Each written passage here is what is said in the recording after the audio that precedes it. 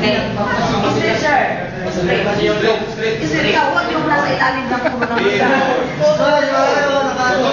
Ganun. Ganun lang. Sabi ko, sir, humiga ka. Ba't nakatayo pa?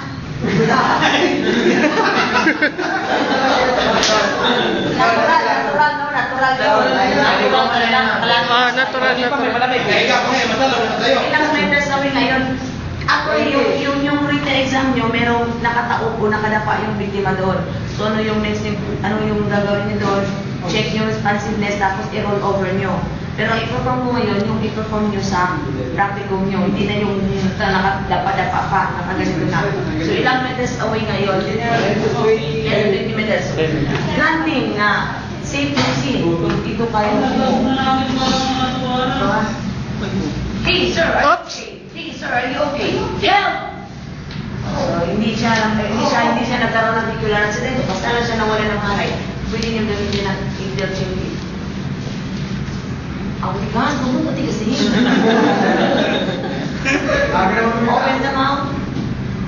1001, 1002, 1003, 1004, 1005. The victim is breathless.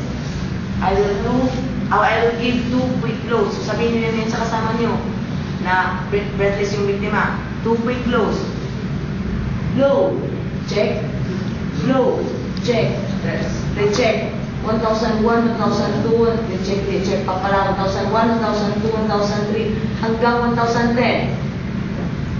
Halimbawa, nakita niyo yung pinagpawisan na sir, pati dito po, namamasak tuloy.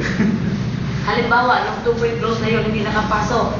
Kasi nga, wala pa siyang breathing. Ano yung gagawin? Anatomically, baka may, kita may nung extend na kanyang neck, kaya kailangan ang tigas kasi. Pinagpawisan talaga si Sir Pammy. Ano na yun? Nakatodo na po yun, ma'am eh. So, kailangan niyang ulitin. Ulitin yan. Tapos bigay ng 2 quick blows. Blow, check. Blow, check. Negative pa rin rise and fall of the chest. Ibig sabihin, may obstruction sa airway. So ano yung gagawin? Nila strike the victim's hips. Kailangan nyo na yung... Oops! Oy! Scandal to! Bluetooth! So in between the number. Nice position. Yeah, in between the number ng sequence process yan. Ito yung abdomen. So do 5 to 6 feet upward thrust. 1, Up. 2, 3, 4, 5, 6. Tumayo na. So lipat ka ngayon dito. Kung ano man yung mga nailabas yung kasama na yung mga nakain niya kagabi, sigurado kung tama yung pag-push nyo, lalabas niya. Automatic yan, mailabas na lagi, ma'am. Mailabas niya. Pati ma'am yung dumi. Pawisan siya. O nilabas na. Lumabas na. Pati yung tayo niya lumabas. Kailangan tanggalin niyo yun. Kung ano man yun, then proceed. Kung ano man yung kailangan pang gawin nyo. Pag ganyan yun, lupilisin na naman kayo 1001, 1002, yung recheck na yan, hindi ko na sa Aldi. At negative pa rin, negative siya, pagsisipiyar ka na. Kung halimbawa, positive pulse, negative breathing, AR. So, paano yung AR? Ang i-perform nyo naman sa CPR, ang i-perform nyo doon sa primary survey, 2 quick blows na. Kahit huwag na kayong mag-heimlich maneuver, yung pinarform ko lang yun para doon sa mag-appear sa na. Ipa-perform tayo sa unit. Sa POH, MTC, ipa-perform yun, heimlich maneuver. So, kung magpapalakad kayo, magpapatakbo o magpapasakay, ako talaga nagpapasakay, yun lang yun. Para hindi na kayo nag-perform yun, pinagpawisan ng biktima. Parang ba akong biktima? So, yun. Okay. Ito na ngayon na i-perform nyo, is-it na yan. Since nakita nyo yung nakita nyo yung procedure sa heimlich maneuver. So, ulitin ko. Oops. Hey sir, are you okay? Hey sir, are you okay? Help! Yes, what it? 1001, 1002, 1003, 1004, 1005. The victim is breathless. Blow, check. Blow, check. 1001, 1002, 1003, 1004, 1005, hanggang 1010. The victim has positive pulse, negative breathing. I will do AR. Please activate medical assistance. Tatakbo na yung kasama mo, yung sinabihan mo ng tulong. Pupunta doon sa bridge. mag-report kay segundo. Habang ikaw gagawin ng AR. AR. Blow. 1, 1,002, 1,003, 1,001. Blow. 1, 1,002, 1,003, 1,002. Blow. 1, 1,002, 1,003, 1,012. Blow. Recheck. 1,001, 1,002, 1,003, 1,004, 1,005. So yun lang i-perform para sa AR. First cycle, second cycle, the last cycle, then the last blow. CPR, yun yung CPR. Kung negative. So unang paraan, bahala na kayo kung anong paraan ang gagamitin nyo. Sa akin, ito yun eh, yung polar code. So kung saan yan babagsak, kung may bagsakan man ito, kasi parang true. Kung saan yan babagsak, yun ang cycloid process. So yung tabi, parang may isip yung cycloid mo, ano? Okay. Dito. Tabi nyo yung 2 fingers, then hilok 1 hand.